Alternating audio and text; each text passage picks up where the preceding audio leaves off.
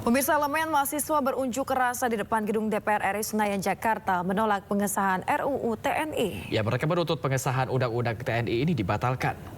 Tarik terlebih dahulu. Ingin menetapkan hari ini. Media kotor, media. Siapa? Kemana keluar? Dari Kaspi jalan. Demonstrasi terjadi di depan kompleks MPR DPR Senayan, Jakarta Pusat hingga malam hari sebelum akhirnya dibubarkan oleh polisi. Masa menolak pengesahan RUU TNI karena menilai banyak pasal yang bermasalah. Mereka khawatir pengesahan RUU TNI menjadi undang-undang akan membawa Indonesia kembali ke era Orde Baru karena keterlibatan militer yang kuat. Berhenti, gerak. Susun formasi kembali. Berjalan. Patra keluar. Sementara itu, ratusan mahasiswa yang tergabung dalam Aliansi Jogja memanggil berunjuk rasa menolak pengesahan Undang-Undang TNI di Jalan Malioboro. Mahasiswa mengecam DPR RI yang dinilai telah melecehkan rakyat dan demokrasi dengan mengesahkan revisi Undang-Undang TNI. Menurut saya dari naskah akademiknya udah jelek banget. Kejahatan legislasi yang dilakukan oleh DPR melecehkan demokrasi, melecehkan rakyat. Maka seharusnya ketika TNI dipersenjatai dengan senjata, kita rakyat harus dan sudah kewajiban kita untuk dipersenjatai dengan kemarahan rakyat. Ratusan mahasiswa dari berbagai perguruan tinggi di Yogyakarta ini menggelar aksi menolak pengesahan revisi Undang-Undang TNI dengan melakukan long march di Jalan Malioboro menuju gedung DPRD DIY Kamis siang. Para mahasiswa membentangkan spanduk dan poster berisi narasi dan ilustrasi penolak revisi Undang-Undang TNI. Mahasiswa mengecam DPR RI yang dinilai telah melecehkan rakyat dan demokrasi dengan mengesahkan undang-undang tersebut. Pengesahan Undang-Undang TNI seakan mengulang sejarah di mana prajurit TNI aktif dapat merangkap jabatan sipil yang dinilai rentan melakukan tindakan representatif dan dikhawatirkan mengurangi kebebasan demokrasi.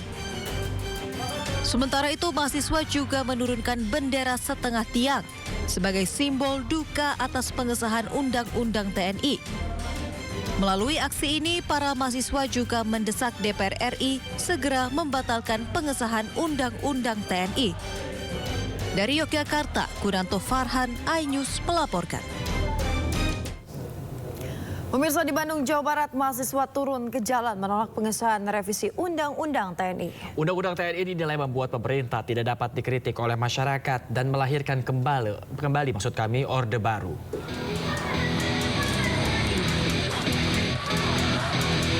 Pasca disahkannya Undang-Undang TNI oleh DPR RI, ratusan mahasiswa dari berbagai universitas di Bandung menggelar aksi demonstrasi di depan gedung DPRD Jawa Barat. Dalam aksinya, mahasiswa mengutuk pemerintah yang baru saja mengesahkan Undang-Undang TNI. Mahasiswa juga menilai jika proses pengesahan Undang-Undang TNI dirancang dengan tidak melibatkan pihak sipil. Di samping itu, mahasiswa juga menuntut agar pemerintah mencabut kembali Undang-Undang ITE agar sistem Orde Baru tidak kembali terjadi. Dan tuntutan kita diantaranya adalah menolak UU TNI ini yang baru saja disahkan, karena hal tersebut sangat tidak memihak kepada rakyat. Kita menolak, salah satu tuntutan kita adalah kita menolak segala bentuk militerisme kekejaman negara, karena itu adalah bentuk konkret bahwa negara menjadikan militer sebagai alat untuk menindas masyarakat, untuk membungkam kita semua. Maka dari itu jelaslah tuntutan kita bahwa kita datang ke sini hanya untuk menuntut hak kita, bahwa tidak boleh ada undang-undang yang disahkan sama negara tanpa campur tangan dari masyarakat sipil. Masa aksi juga mengancam jika tuntutan mereka tidak digubris akan kembali melaksanakan aksi yang lebih besar. Dari Bandung, Jawa Barat, Ervan David, iNews melaporkan. Pemirsa, DPR RI resmi mengesahkan revisi Undang-Undang TNI dalam rapat paripurna DPR ke-15. Ketua DPR Puan Maharani meminta publik tidak berburuk sangka dan menegaskan prajurit aktif tetap dilarang berbisnis dan juga berpolitik. Sekarang tibalah saatnya kami meminta persetujuan fraksi-fraksi terhadap rancangan undang-undang tentang perubahan atas Undang-Undang Nomor 34 Tahun 2004 tentang Tentara Nasional Indonesia. Apakah dapat disetujui untuk disahkan menjadi undang-undang? Terima kasih.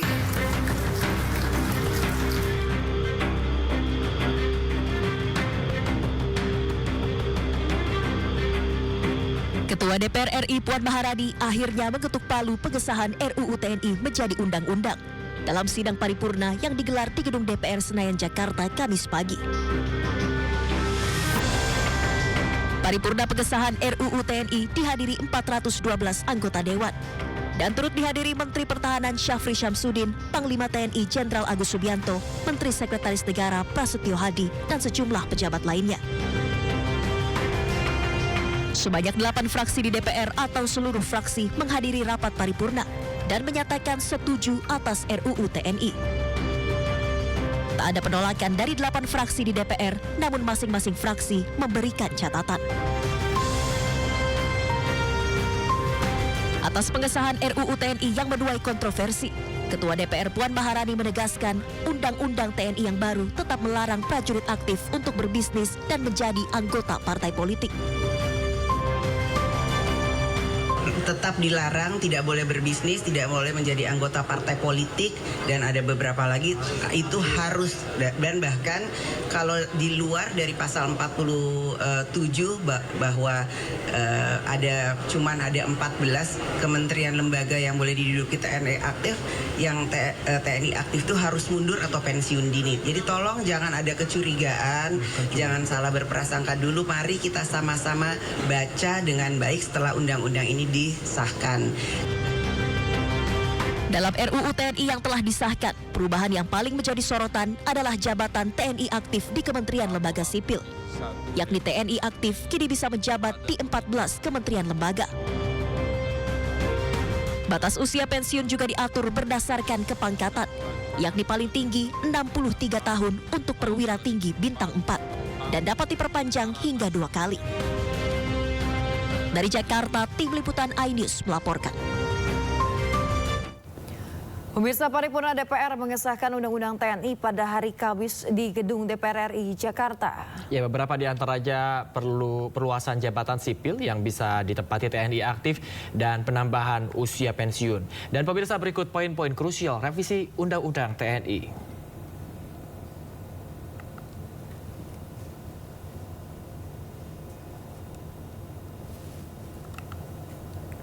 Pemirsa, yang pertama adalah mengenai kedudukan TNI, di mana di Undang-Undang yang lama disebutkan dalam pengarahan dan penggunaan kekuatan militer, TNI berkedudukan di bawah Presiden.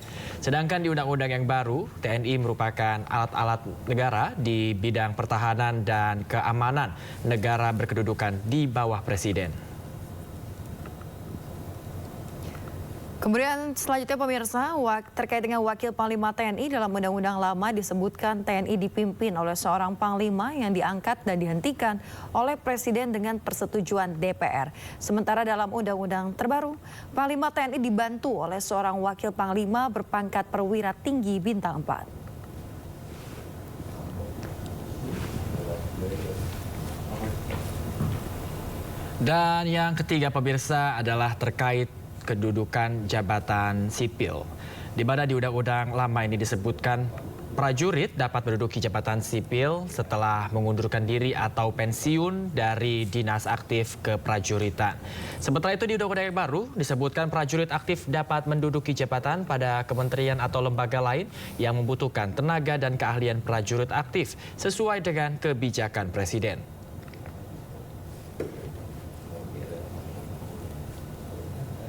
Ya, pemirsa, selanjutnya terkait dengan batas usia pensiun dalam Undang-Undang Lama disebutkan perwira paling tinggi 58 tahun, kemudian bintara dan tantama paling tinggi 53 tahun. Sementara dalam Undang-Undang terbaru terkait dengan batas usia pensiun untuk perwira paling tinggi 60 tahun, bintara dan tantama paling tinggi 58 tahun, sementara jabatan fungsional paling tinggi 65 tahun.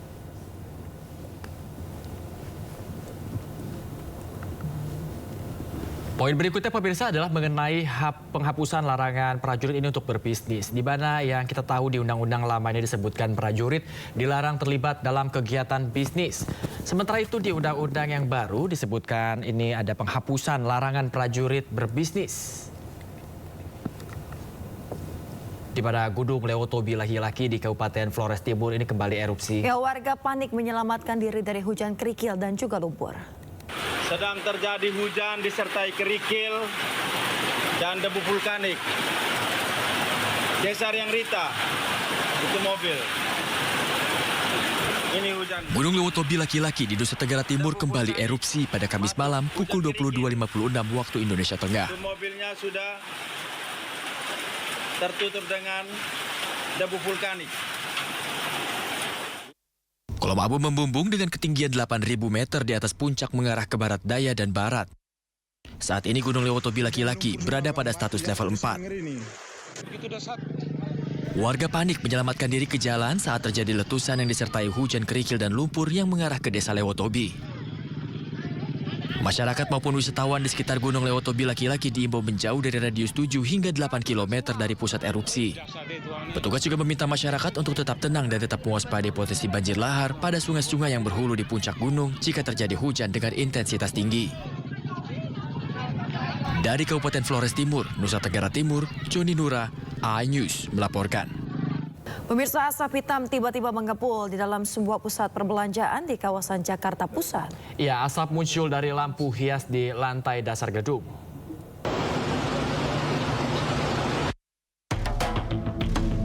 Mall Pacific Place yang terletak di kawasan Senayan, Kebayoran Baru, Jakarta Selatan, Kamis siang sempat mengeluarkan asap hitam. Namun kepulan asap hitam telah berhasil ditangani dengan alat pemadam api ringan atau APAR dari pihak gedung. Sementara itu, lantai dasar juga sempat ada genangan air akibat dari sistem pemadaman otomatis. Diduga kemunculan asap akibat dari percikan api dari korsleting listrik lampu hias di lantai dasar gedung. Pemirsa, sebuah sumur bor yang tengah digali tiba-tiba menyemburkan api di Bojonegoro, Jawa Timur. Api berkobar besar mengakibatkan seorang warga luka bakar.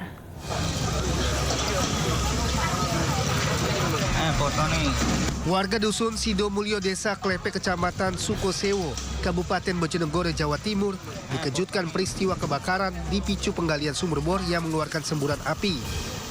Insiden ini berawal saat sebuah sumur yang digali di area sebuah masjid itu tiba-tiba mengeluarkan gas dengan bau menyengat saat kedalaman galian mencapai 60 meter. Api mulai menyala saat seorang warga menyalakan rokok di dekat sumur tersebut. Akibatnya, api berkobar besar hingga mengakibatkan seorang warga mengalami luka bakar ringan. Tugas pemadam kebakaran Bojonegoro yang tiba di lokasi langsung berusaha memadamkan api dan akhirnya berhasil menguasai keadaan. Guna mengantisipasi bahaya, lubang bekas sumur bor kemudian ditutup karena masih terus mengeluarkan bau menyengat. Dari Bojonegoro, Jawa Timur, Dedi Mahdi melaporkan. Ada Direktorat Tindak Pidana Ekonomi Khusus Barreskrim Polri yang terus mendalami kasus penyunatan takaran minyak kita yang tidak sesuai dengan label kemasan. Ya, hingga kini pemirsa, tersangka dalam kasus ini bertambah menjadi 11 orang. Pemirsa, hal tersebut diungkapkan oleh Wakil Direktur Tindak Pidana Ekonomi Khusus Barreskrim Polri, Kombes Pol Samsul Arifin di Jakarta Selatan pada Kamis siang. Samsul mengungkapkan pihaknya menerima 12 laporan polisi terkait kasus penyunatan takaran minyak kita. Dari jumlah tersebut, 7 laporan masih dalam tahap penyelidikan. Saat ini para tersangka diproses di beberapa wilayah, yaitu di Barreskrim Polri, Polda Jawa Barat, Banten, Gorontalo, dan juga Jawa Timur. Sebelumnya Polri juga telah menindak salah satu distributor pengemasan minyak kita, yakni PT Arta Eka Global Asia yang berlokasi di Cilodong, Depok, Jawa Barat. Berdasarkan hasil penyelidikan, bahan baku minyak curah dibeli seharga Rp18.100 per kilogram. Namun dalam proses pengemasan ulang, minyak yang seharusnya berisi 1 liter hanya diisi 820 hingga 920 ml. Pemilik PT Arta Eka Global Asia berinisial AWI telah ditetapkan sebagai tersangka.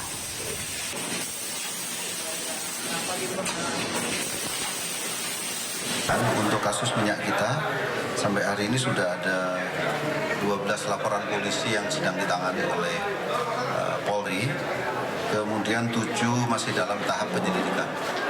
Dengan jumlah tersangka 11, ini sudah diproses baik di Barreskrim, Polda Jawa Barat, Banten, Gorontalo, dan Jawa Timur.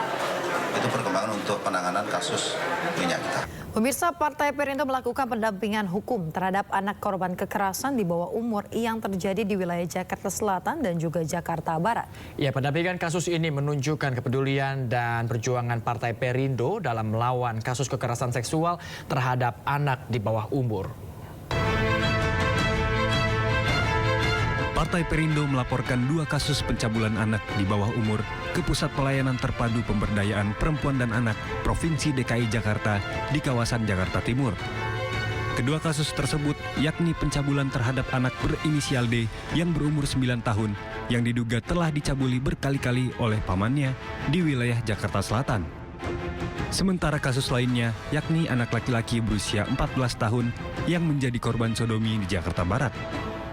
Kasus yang pertama yang di Polres Metro Jakarta Selatan adalah kasus terhadap anak yang usia 9 tahun, yaitu masih duduk di kelas 2 SD.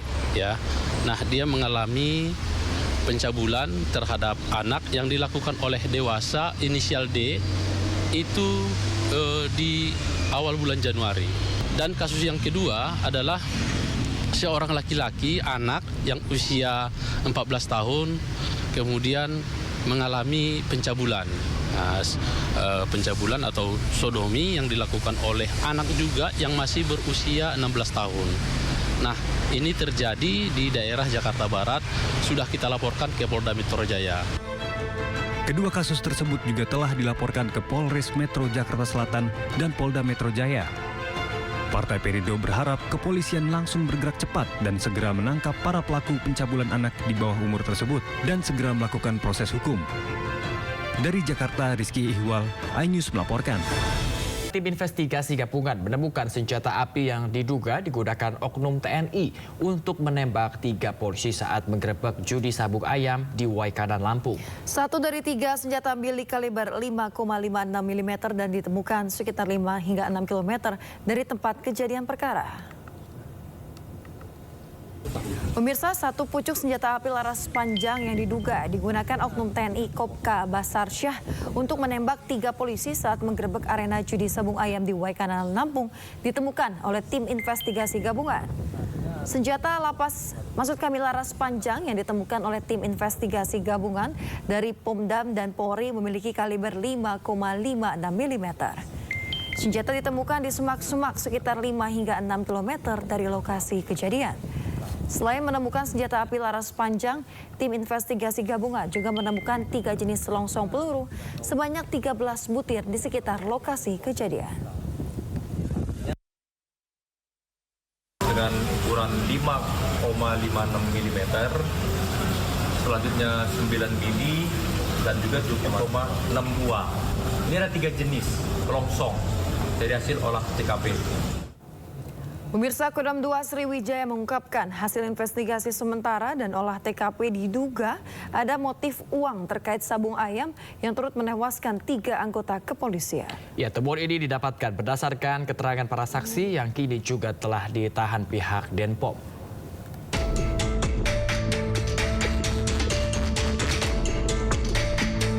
Kasus tewasnya 3 anggota polisi saat melakukan penggerbekan arena sabung ayam di Kampung Karangmanik, Kabupaten Waikanan, Lampung menemukan fakta baru.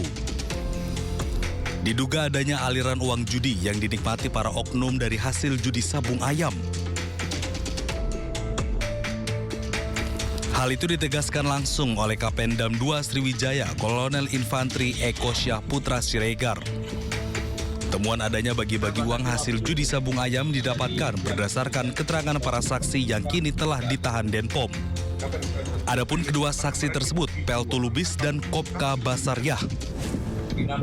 Pengakuan ini pun akan didalami oleh tim penyidik gabungan untuk mengungkap siapa saja oknum yang terlibat dalam judi sabung ayam. Keterangan saksi saya jelaskan lagi, ada uang dibagi. Siapa ya? Kok polsek, Ramil. Yang jelas nggak mungkin juga ada yang tidak mendapat. Gitu. Ada duit? Ada. Uang diterima? Ada. Cuman siapa aja? Nah ini masih dicari lagi. Saya sudah sampaikan, tidak boleh ada pelaku yang lolos. Anggota kita sudah menyerahkan diri, sudah kita periksa. Dipastikan ini pasti kena hukuman. Investigasi tim gabungan telah menemukan 3 jenis berbeda selongsong peluru dan sepucuk senjata laras panjang tak jauh dari TKP. Dari Palembang, Sumatera Selatan, iNews melaporkan. Pemirsa, resah dengan maraknya oli palsu yang beredar. Puluhan warga menggeruduk sebuah gudang yang diduga menjadi tempat produksi atau penyimpanan oli palsu di Cipondoh, Tangerang, Banten. Masa dari Aliansi Masyarakat Madani Tangerang Libas Mafia gelar aksi protes hingga mendobrak pagar gudang yang diduga menyimpan oli palsu. Aksi massa ini sebagai penolakan peredaran oli palsu dan meminta mereka yang terlibat untuk diberikan sanksi atau hukuman sesuai ketentuan yang berlaku.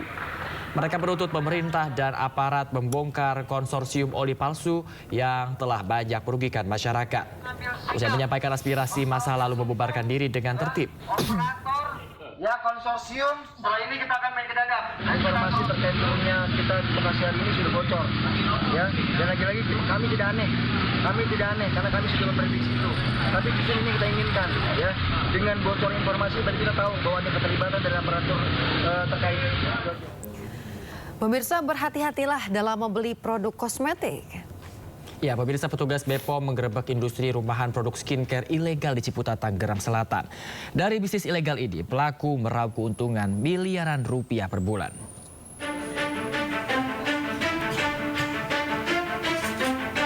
Petugas BPOM menggerebek industri rumahan di Kampung Gunung Ciputat Timur, Tangerang Selatan, Banten. Dari rumah ini disita ribuan kosmetik ilegal, mulai dari bahan baku, alat produksi, hingga produk siap edar. 2 apoteker serta puluhan pekerja juga diamankan. Produk kosmetik tanpa merek dijual pelaku di wilayah Jabodetabek, Jawa, Sumatera, dan Sulawesi.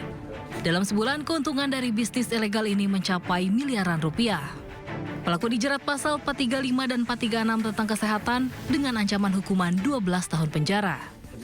Lazimnya dan harusnya setiap produksi yang bersifat obat atau kosmetik itu ada good manufacturing practice-nya atau cara pembuatan kosmetik yang baik.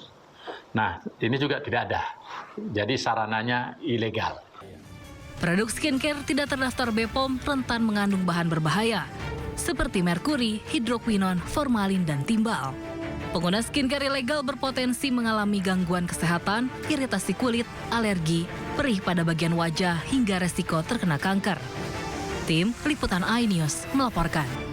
Kerusakan di Dermaga 6 membuat ratusan truk yang akan menyeberang ke Pulau Sumatera mengantri hingga berjam-jam di Pelabuhan Merak, Banten. Ya, ribuan penumpang kapal feri juga mulai antre karena memilih mudik lebih awal untuk menghindari kepadatan.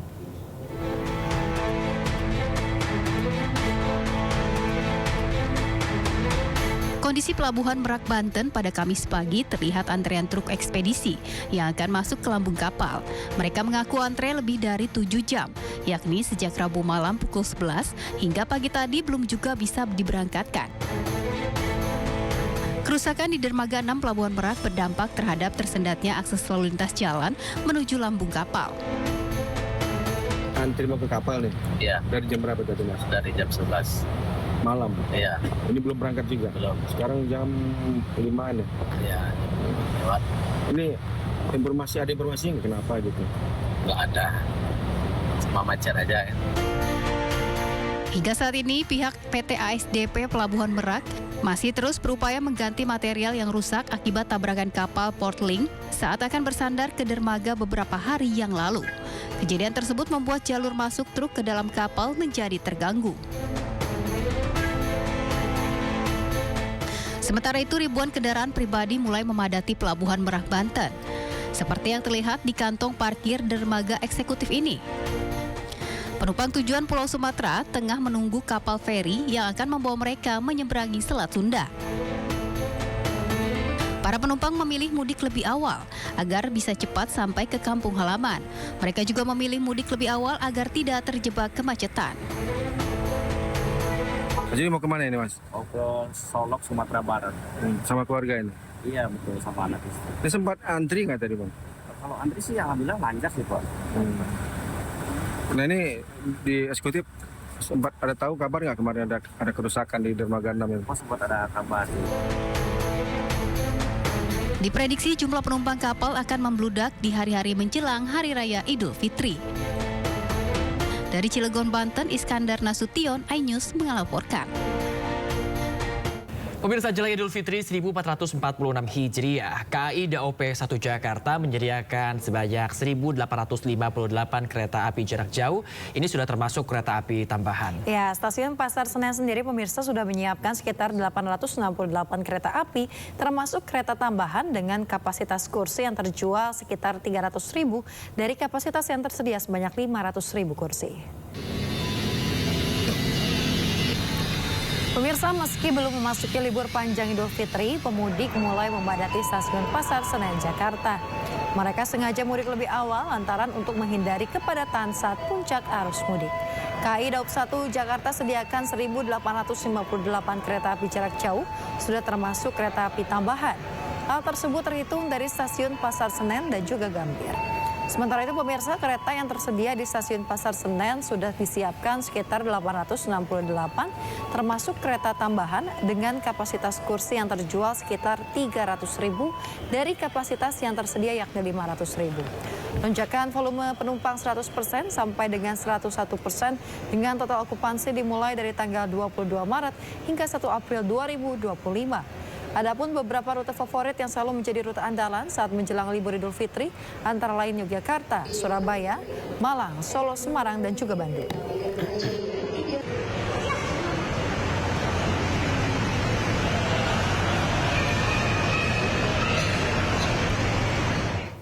Pemirsa, pengelola Bandara Internasional Soekarno-Hatta memprediksi pergerakan penumpang yang melakukan mudik pada moda transportasi udara saat periode Lebaran mencapai 3,6 juta orang, baik yang berpergian untuk pulang kampung maupun pergi berlibur.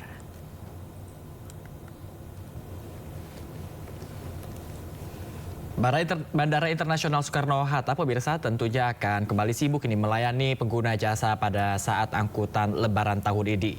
Pengelola memprediksi nantinya akan ada sebanyak 3,6 juta penumpang yang akan melakukan perjalanannya menggunakan transportasi udara melalui Bandara Soekarno-Hatta untuk berpergian ke kampung halaman maupun juga berlibur di periode angkutan Lebaran tahun 2025. Angka ini naik sekitar 7% dari tahun sebelumnya.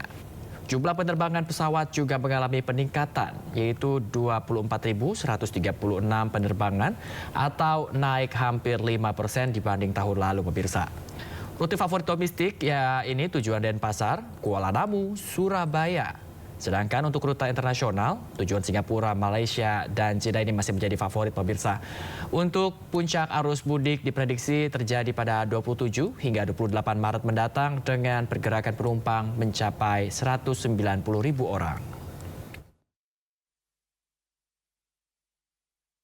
Untuk Bandara Soekarno-Hatta di periode angkutan Lebaran kami proyeksikan kira-kira sejumlah 3,6 juta lebih penumpang yang akan melalui Bandara Soekarno-Hatta atau itu naik sekitar 7% dari tahun lalu. Nah, pergerakan pesawat mencapai 24.136 atau menyumbangkan sekitar 4,8% dibanding tahun lalu.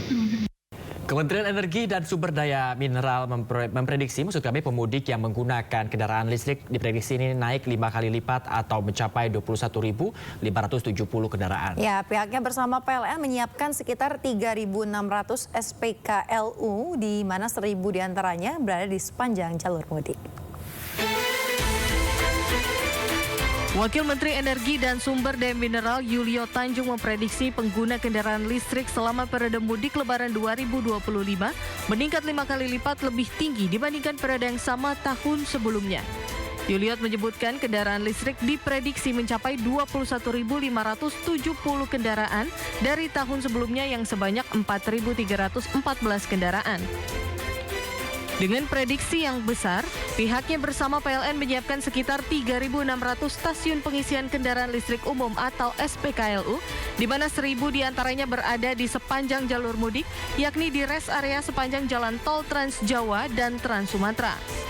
Jumlah kendaraan listrik yang ada itu justru dilihat dari sisi penjualan terjadi peningkatan lebih dari 5 kali. Jadi untuk ini kita juga memperkirakan untuk arus mudik yang menggunakan kendaraan listrik itu justru terjadi peningkatan lebih dari 5 kali. Jadi dari PLN sendiri sudah menyiapkan SKPLU totalnya seluruh Indonesia adalah 3.600, di mana 1.000 SKPLU itu berada di jalur mudik. Jadi untuk kesiapan untuk dari sisi teknis, apakah dicolokan segala macam, jadi secara teknis itu justru sudah menyesuaikan dengan standar kendaraan listrik yang ada. Seperti diketahui, SPKLU yang ada di tanah air tersebar di 2.400 titik di seluruh Indonesia, terdiri dari seluruh pulau besar hingga Papua. Sedangkan untuk SPKLU yang khusus berada di jalur mudik Trans Jawa dan Trans Sumatera mencapai 1.000 unit yang tersebar di 615 lokasi strategis yang beroperasi 24 jam.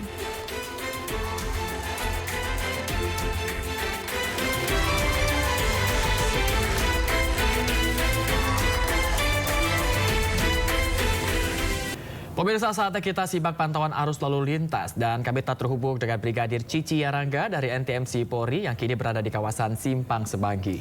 Halo Brigadir Cici Yarangga, bagaimana pantauan arus lalu lintas dari tempat Anda melaporkan saat ini? Ya, baik, terima kasih Yasmin juga Bayu. Pemirsa, pagi hari ini kita akan mengupdate informasi arus lalu lintas, di mana kita ketahui bahwa hari ini adalah hari pertama diliburkannya anak sekolah memasuki jelang Lebaran. Dan kondisi arus lalu lintas pagi hari ini walaupun sudah adanya informasi libur Lebaran bagi khususnya anak sekolah, namun aktivitas kendaraan yang melintas pada kawasan Semanggi sendiri masih dalam keadaan ramai dan lancar dari berbagai arahnya. Terpantau langsung kendaraan-kendaraan yang berdatangan dari arah Cawang ataupun dari arah Pancoran yang nantinya akan menuju ke arah Semanggi, juga ke arah Slipi dan ke arah Grogol. Hingga saat ini masih dalam keadaan ramai dan lancar. Perlambatan kecepatan mulai terjadi baik di kendaraan yang melintas pada jalur arteri tetapi juga jalur tol, dan juga terlihat kendaraan-kendaraan dari arah sebaliknya yaitu dari arah Slipi ataupun dari arah Grogol yang nantinya akan lurus menuju ke arah Kuningan atau ke arah Pancoran juga hingga saat ini mulai mengalami peningkatan jumlah volume arus kendaraan. Dan terpantau hingga saat ini kendaraan yang melintas pada jalur sebaliknya itu dari arah Slipi menuju ke arah Grogol dipadati oleh kendaraan-kendaraan yang melintas menggunakan jalur arteri.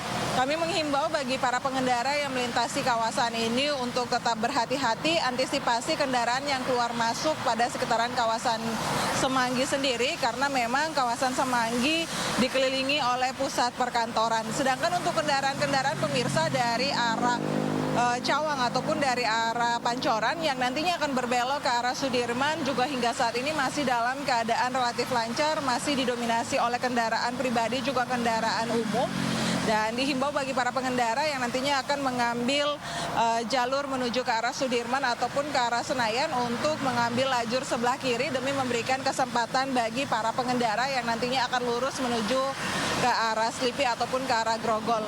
Dan pemirsa, perlu kami informasikan juga bahwa pelaksanaan operasi ketupat akan berlangsung mulai tanggal 23 Maret hingga 8 April 2025 di 8 Polda prioritas yaitu di Lampung, Jawa, dan Bali. Sedangkan Polda lainnya akan berlaku dari tanggal 26 Maret sampai dengan 8 April 2025. Bagi para pemudik diharapkan menyesuaikan aturan dan waktu perjalanan terkait kebijakan operasi ketupat masing-masing daerah.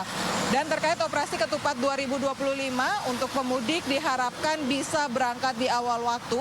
Pemerintah akan memberlakukan one way nasional di tol menuju utara Jawa.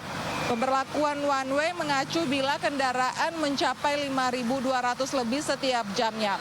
Pertimbangan untuk mudik memanfaatkan masa WFA dan libur sekolah. Untuk mudik lebih aman, keluarga nyaman. Pemirsa, untuk Anda yang ingin mengupdate informasi-informasi menjelang persiapan mudik Lebaran, kami siap melayani Anda. Pemirsa dapat menghubungi call center kami di 1500669, juga melalui SMS Center di 91199. Dan juga nantinya pemirsa dapat mengunjungi website kami di korlantas.polri.go.id. Demikian Bayu dan Yasmin yang dapat kami laporkan pagi hari ini dari sekitaran kawasan Semanggi, dan silakan kembali ke Anda di studio. Baik, terima kasih banyak Brigadir Cici Erangga atas laporan dari kawasan Simpang Semanggi, Jakarta. Selamat bertugas kembali dan salam presisi. Pemirsa, Kapolri Jenderal Listio Sigit Prabowo meninjau persiapan arus mudik di Kabupaten Brebes, Jawa Tengah. Salah satunya memantau kesiapan program khusus pemotor di mudik Lebaran 2025.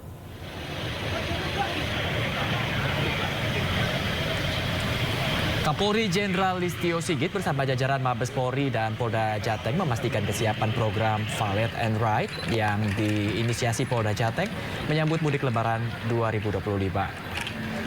Program Valet and Ride, inovasi pelayanan gratis untuk pemotor. Nantinya pemudik pemotor dari arah Jakarta dan Jawa Barat yang melintas di Kabupaten Brebes, ketika lelah ini motornya dapat diangkut menggunakan truk. Sedangkan pengemudi dan penumpangnya naik bus menuju Semarang. Program Valet and Ride akan berlangsung 7 hari mulai 24 hingga 30 Maret 2025 dan melayani 3 kali jadwal keberangkatan. Program tersebut ditargetkan dapat membantu 1.800 orang pemudik agar aman dan juga nyaman.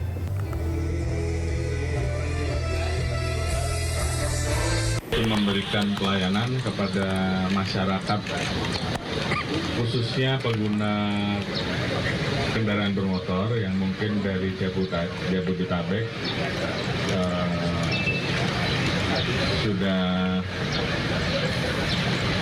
melakukan perjalanan kurang lebih 5-6 jam atau lebih, dan di situ disiapkan tempat istirahat sekaligus bagi masyarakat yang mungkin sudah terlalu lelah dan kemudian akan berpindah menggunakan kendaraan roda 4, maka sudah disiapkan beberapa unit kendaraan roda 4 sehingga masyarakat pengendara roda 2 bisa berpindah ke kendaraan roda 4 dan gratis.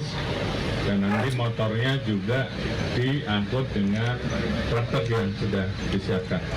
Untuk di awal ini akan diatur dalam 1 hari 3 kali.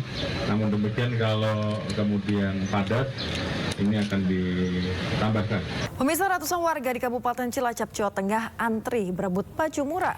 Ya, meski harus berdesakan, warga antusias membeli aneka baju lebaran mulai dari gamis, celana hingga mukena dengan harga Rp5.000 per biji.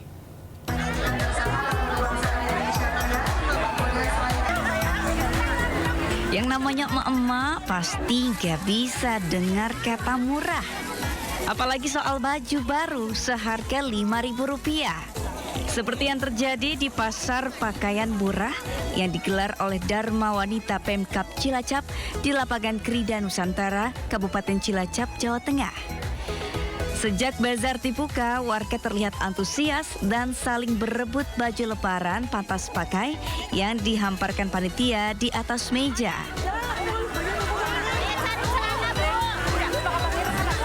Di bazar ini, warga bebas memilih beragam jenis busana, mulai dari baju gamis, celana, hingga mukena sesuai selera mereka. Selain harga pakaian yang sangat murah, warga juga boleh membawa lebih dari 1 helai. Tak ayal, baju-baju murah ini menjadi rebutan warga yang telah menunggu berjam-jam sebelum bazar murah dibuka.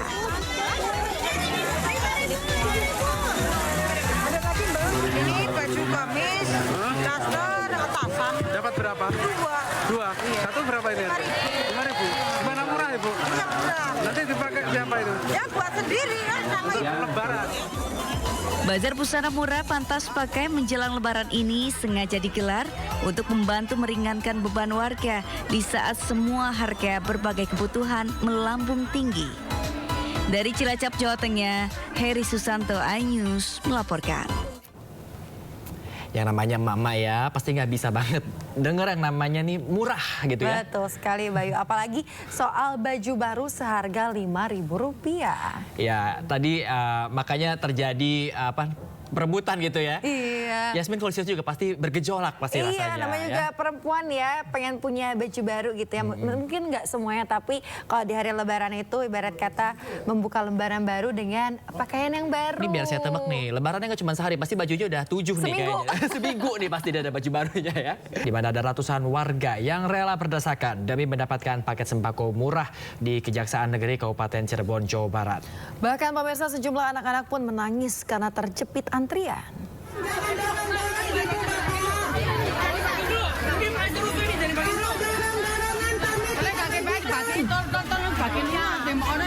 Ratusan warga yang didominasi ibu-ibu dan lansia rela berdesakan hingga saling dorong saat mengantre demi paket sembako murah di kantor Kejaksaan Negeri Kabupaten Cirebon, Jawa Barat. Bahkan sejumlah anak-anak pun menangis karena terhimpit.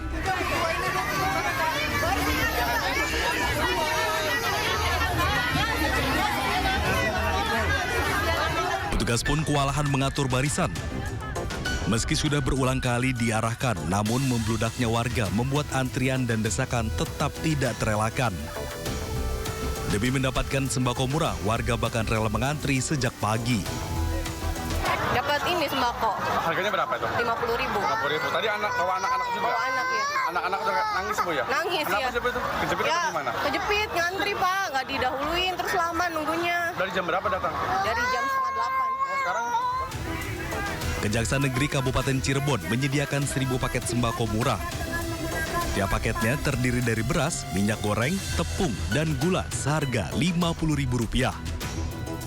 Untuk paketnya sendiri ada terdiri dari paket beras, ada paket tepung, ada minyak, dan juga gula. 1.000 ya, 1.000. Kurang lebih untuk satu paket itu 50.000, tapi kalau untuk harga di pasarannya normalnya di atas 100.000. Pak Kajari ini terlihat sangat antusias lagi, masyarakatnya gimana Pak Kajari? Ya insya Allah nah, kegiatan ini bisa kita rasakan rutin dari tahun ke tahun kita rasakan, dan kalau bisa lebih sering dan lebih bisa dirasakan manfaatnya oleh kita semua.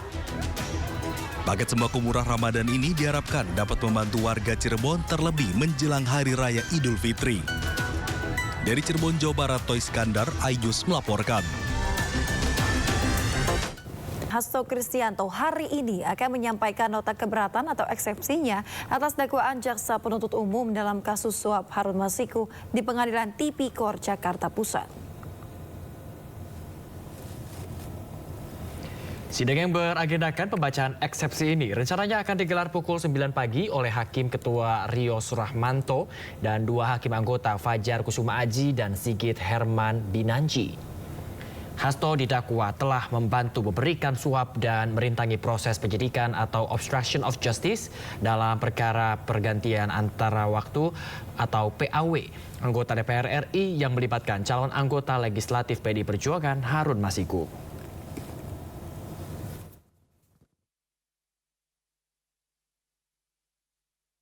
Pemirsa, usai mengikuti rapat terbatas yang dipimpin Presiden Prabowo Subianto bersama sejumlah menteri dan Dewan Ekonomi Nasional, Menko Bidang Perekonomian Erlangga Hartarto mengungkapkan bahwa Presiden Prabowo meminta agar perizinan sektor tekstil dapat disederhanakan dan dipermudah untuk investor.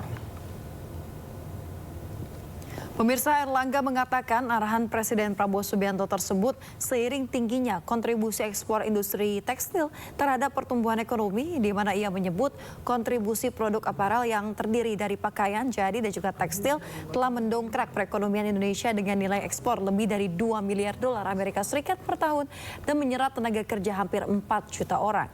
Oleh karena itu, pemerintah menilai perlu adanya deregulasi terkait dengan perizinan di industri tekstil nasional.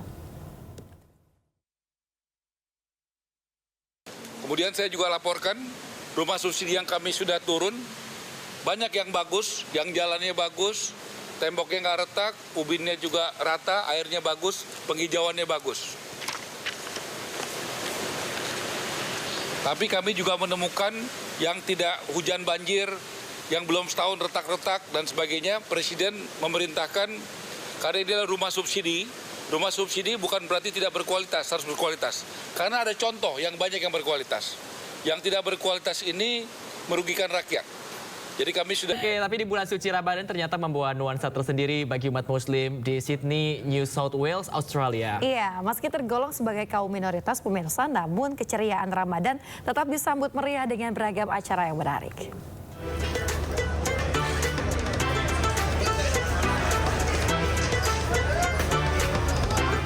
Ramadan Night Market yang kini berubah nama menjadi Lakemba Nights during Ramadan kembali hadir di Halden Street, Lakemba Nights, Australia. Lebih dari 60 kios dan truk makanan halal yang dijajakan di sini selalu dipadati warga. Acara ini pun menjadi destinasi berburu menu berbuka puasa bagi komunitas muslim di Australia.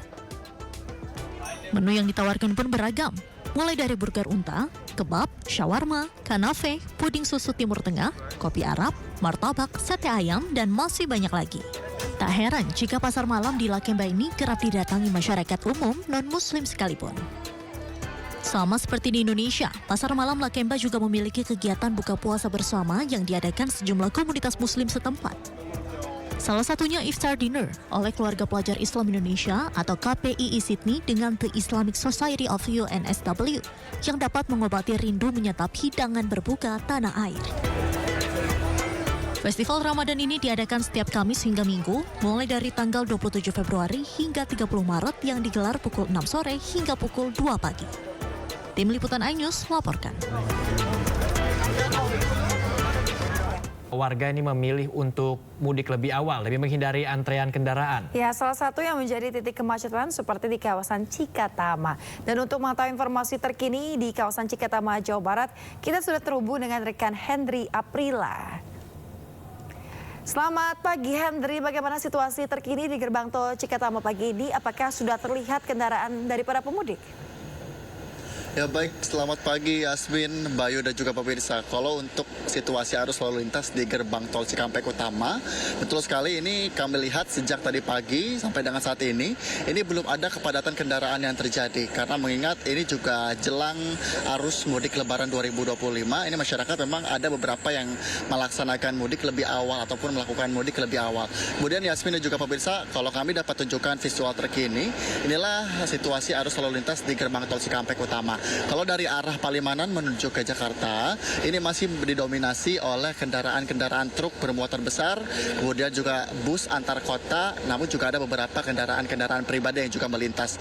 Nah, kalau untuk arah sebaliknya, ini dari arah Jakarta untuk menuju ke Palimanan ataupun kendaraan yang akan meninggalkan kawasan Jakarta, ini masih didominasi oleh kendaraan-kendaraan pribadi dan juga truk bermuatan besar. Nah, selain itu Yasmin dan juga pemirsa, ini ada informasi yang kami terima dari sosial media. Jasa Marga menyampaikan bahwa kalau untuk prediksi puncak arus mudik Lebaran 2025 ini akan dimulai ataupun diprediksi akan terjadi pada 28 Maret 2025. Kemudian kalau untuk arus balik sendiri ini diprediksi pada tanggal 6 April 2025. Adapun informasi yang kami terima, ada 4 titik tol ataupun gerbang tol yang akan menjadi titik kepadatan. Salah satunya adalah gerbang tol Cikampek Utama, kemudian gerbang tol Kalihurip Utama, gerbang tol Ciawi, bahkan gerbang tol Cikupa yang masih menjadi titik-titik gerbang tol yang nantinya akan terjadi kepadatan kendaraan. Kemudian untuk jam favorit ataupun waktu favorit untuk para pengendara melaksanakan mudik, ini yang perlu dihindari atau menjadi satu himbauan untuk masyarakat. Ini salah satunya adalah pada pukul 7 sampai dengan pukul 10 pagi. Ini jam keberangkatan setelah sahur. Nah, kemudian untuk pukul 21.00 hingga pukul 11 malam ataupun 23.00 waktu Indonesia Barat, ini waktu keberangkatan setelah berbuka puasa. Yang tadi kami sebutkan Yasmin, Bayu, ini menjadi titik waktu favorit untuk para pengendara yang biasanya terjadi kepadatan. Kalau melihat di histori di tahun 2024, ini menjadi waktu yang tentunya harus dihindari oleh masyarakat saat nanti melaksanakan mudik ataupun perjalanan mudik mudik di tahun 2024 ini pada libur Lebaran 2025 maksud kami. Nah kemudian juga Yasmin dan juga pemirsa, ini ada informasi yang kami terima untuk siklus ataupun kendaraan yang masuk, data yang kami terima dari pihak Jasa Marga di pukul 8 ini kami dapat sampaikan bahwa kendaraan yang meninggalkan Jakarta ataupun Jakarta menuju ke Palimanan tercatat untuk di pukul 8 mencapai 4.200 kendaraan, kemudian di arah sebaliknya dari arah Palimanan untuk menuju ke Jakarta ini tercatat ada 3.900 kendaraan. Tentunya ada pun himbauan yang disampaikan oleh pihak Jasa Marga dan juga bekerja sama bersama dengan pihak kepolisian bahwa untuk masyarakat yang hendak melaksanakan mudik lebih awal dapat memperhatikan kembali kondisi fisik dan kondisi kendaraan secara prima, memastikan saldo e-tol tercukupi agar tidak terjadi ketersendatan kendaraan di gerbang tol, kemudian juga tetap memperhatikan kembali jam-jam yang tadi kami sempat sebutkan, dan yang terutama adalah tidak berhenti di ruas jalan dan bisa beristirahat di ruas ataupun maksud kami di rest area di sekitaran gerbang tol Cikampek Utama ini. Kembali ke Anda Yasmin dan juga Bayu. Terima kasih informasinya Handri Aprila yang melaporkan dari kawasan gerbang tol Cikatama, Jawa Barat. Selamat bertugas kembali. Berikut ada pelatih timnas Indonesia periode 2019 hingga 2024 Sinteyong yang turut menyaksikan pertandingan Australia melawan Indonesia dalam acara nonton bareng yang digelar di kawasan Semanggi, Jakarta.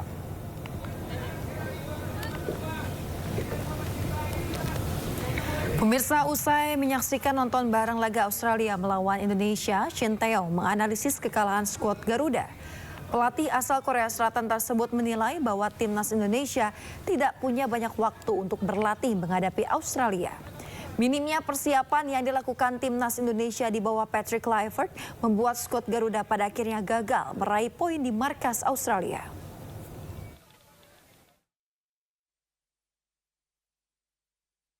우리 선수들이 호주까지 가서 열심히 최선을 다한 것 같아. 앞에서 선수들이 전방 압박돼가고 최선을 다했지만 시간이 부족해서 세트 피스의 맨투맨 이걸 놓치는 게 결정적으로 치지 않았나 생각하고 있다. 안타까운 점이지. 사실은 세트 피스에서 골을 안 먹어도 될 것을 이제 골 먹으면서. Ya pemirsa, jelang Lebaran sektor busana muslim ini mengalami kelonjakan permintaan yang cukup signifikan. Ya betul sekali Bayu, berkah Ramadan membuat sejumlah pengusaha busana muslim pun kebanjiran pesanan.